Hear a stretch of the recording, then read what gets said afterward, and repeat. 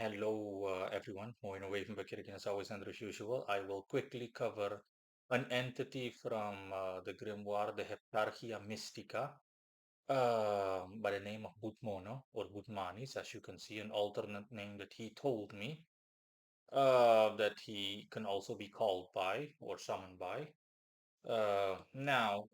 In my prior video, you saw that I really quickly reviewed the Heptarchia Mystica.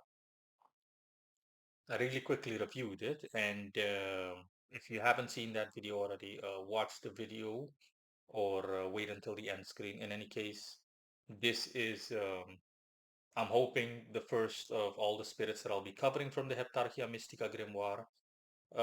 And for those superficially speaking that were wondering, or otherwise were wondering, just plainly wondering how I came about this, it is simply one of the grimoires that I had in my collection on a backup hard drive I have. Back in the day, I essentially, when I was still only a beginner, I wasn't even a beginner, I was armchair. I had no practical, no plain, just plain no experience in occult summoning or anything like that. I was hypothetically speaking a wannabe magician. I essentially downloaded every grimoire I could find, everything, you name it, everything. And later on, I thinned things out. I revised a couple of things and I maybe deleted one or two grimoires, etc. But this is one of the grimoires, in any case, the Heptarchia Mystica, that I, throughout my entire illustrious, glorious, divine career, have not touched upon and covered the entities in it or magical or occult techniques or anything like that. So yeah, that's what I'm hereby doing. Let's discuss Prince Butmono or Butmanis. I'll simply call him Butmono. Now, Butmono, the description in the Heptarchia Mystica states, Prince Butmono, who art life and breath in living creatures, all things live by thee, the image of one excepted, all the kinds of beasts of the earth dost thou endue with life. Thy seal is their glory. Of God thou art sanctified, and thou rejoicest. The living, the end and beginning of all beasts thou knowest, and by sufferance thou disposest them until thy vol be run or thy viol be run, and therefore in the name, etc. Yeah, again, it's written in essentially Old English or Renaissance English or whatever. Um, so yeah, let's cover Prince Butmono or Butmanis. Now, Butmono, the description indicates that he essentially is adept at his dominion, is dealing with the breath, essentially giving life to all living creatures, all the beasts in nature and whatnot, etc., etc. So that would that just plain, I wanted to say essentially, but it just plain also covers human beings. Um, and Just like the other spirits in the Heptarchia Mystica, they fall under Lord Oriel, the Archangel Oriel or Uriel. Um, and Give me a moment.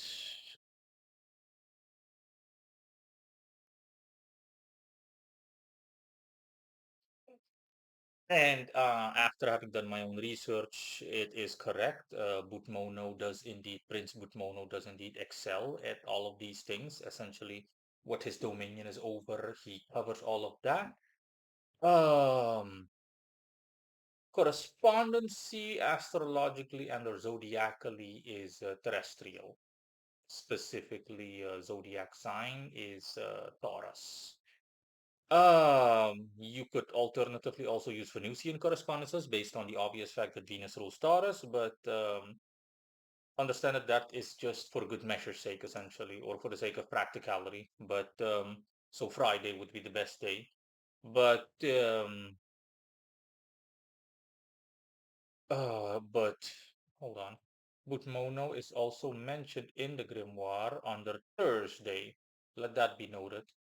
Okay, there are two spirits mentioned under Thursday, and he is the secondary one. So again, I understand why Thursday based on his skill set and whatnot. So it's up to you what you want to use. My recommendation would be If you have something of a fauna-based nature in mind, specifically like an activity like hunting or anything that involves wild animals, then you can go with Thursday. But classically or conventionally, I would still recommend Friday because your intent is purely, if you wanted to work with him, focused on the earth, as in the earth, Mother Nature, la la la la la. Um, and yeah, the rest of my research also points out, everything, literally just he deals specifically with literally living creatures, including people breathing in and out. So he's responsible for you breathing in and out, specifically, literally every living creature, essentially. And practical examples, therefore, if any worker, any magician or occultist, whatever, any person that is capable of, that is clairvoyant and is capable of, any spellcaster, whatever, any person that's capable of working with entities and whatnot, and energies overall, you wanted to work with him, things that he offers translated or converted to practical usages or utilizations for people would be um, for example, think of a veterinarian that specifically works with like large animals, but all animals, honestly. Um, or if you have an interest in such, dealing with respiratory disorders as well. All things that cover, again, the aforementioned things that little just living, breathing, and fauna. All creatures, essentially, of the earth or belonging unto such. Now I'm going to close off last but not least with his appearance. His appearance is that of an elvish looking, blondish, Caucasianish looking man that wears a robe in the colors of the earth and has a golden staff that has a globe-like symbol on top of it, but is more of a hollow nature. Um, it's a contraption specifically that essentially, I forgot what it's called. A reference to astrology, if I'm not mistaken, or astronomy, where you have two wheels turning in and out, etc., etc., like that. Um, and he is like the other spirits mentioned. Well, I haven't looked into yet in all the other ones in detail, but generally speaking, unless there is some exception to this hypothetical rule, they are all celestial spirits, but at the same time, not angels. There is no classification for them. The hypothetically, figuratively speaking, only thing you have, the only, how should I put it? The closest you would come to a classification, but even then, it is literally only metaphorically speaking, is elemental. That's how you can compare them. But that's not the case. They're just plain celestial spirits, but again, no angels. They fall under the Archangel Oriel, Lord Uriel, but they are not celestial entities. I mean, they're not angels. They are quote unquote merely or just celestial entities serving under Lord Oriel. That's what he looks like. And I saw his specialty and everything because it was like he simply showed me a vision in which it was like a giant Discovery Channel documentary was playing behind him, and I just saw the forests of the world and all the living creatures that dwell in it and whatnot. Everything, birds, everything, mammals, elephants, la la la la la la la la la, crocodiles, everything.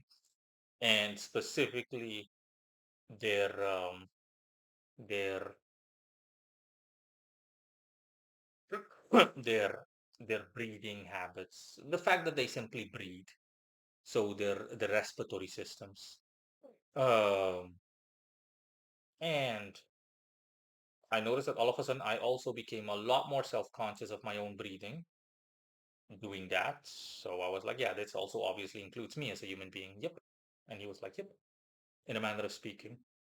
And yeah, that's pretty much it. Last but not least, I also saw like how should I say, visualizations of wings behind him.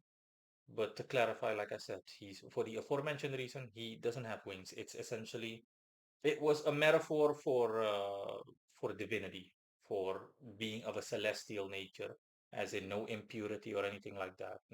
Nothing negative. It's just purely celestial. But again, for the last time, they themselves are not angels. Um, they're celestial beings that serve under Lord Oriel for the last time. And that is everything with Prince Bvtmono or Bvtmanis. And like I said, he told me that I can call him Bvtmanis as well. So hence that. And yeah, that's pretty much it. Bye.